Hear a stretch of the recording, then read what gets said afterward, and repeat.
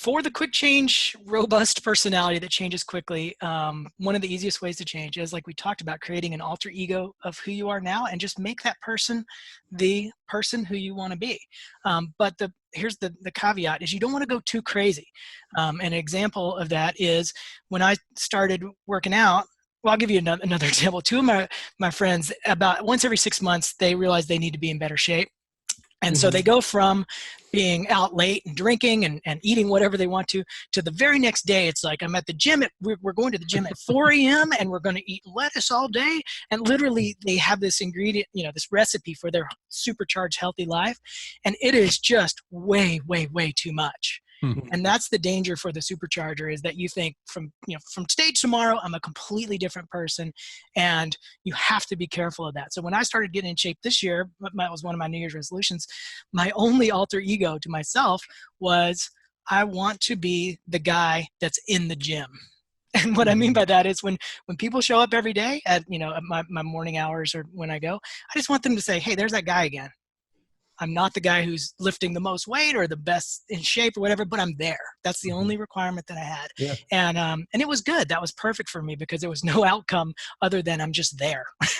And I avoided that quick change. So you got to be careful of overcommitting if you're the rapid changer. That's actually huge. That's one of the things they say for like quitting smoking.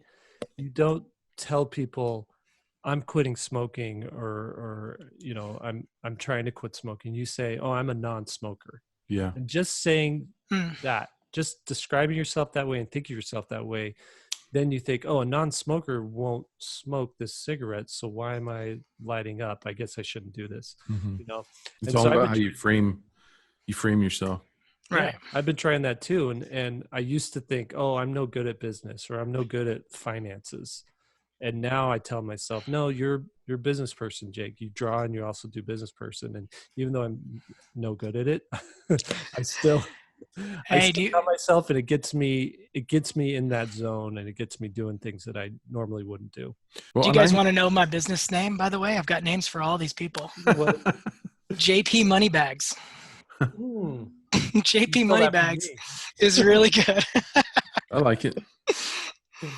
I have a lecture that I give called Craftsman versus Creator. And when we're in school, we pick a major. We pick graphic design, or we pick illustration, or we pick industrial design, or we pick photography, or whatever. And we tend to identify that becomes the label or the frame that we give ourselves, right? Well, I can't do what the graphic designers are doing because I'm not authorized. I'm the illustrator. I'm not as good as taking pictures. And in some ways there's probably some benefits to it because you have your group, your amigos and the people that you hang out with, and you feel camaraderie and you're all in it together. But it ends up becoming a limiting frame over time.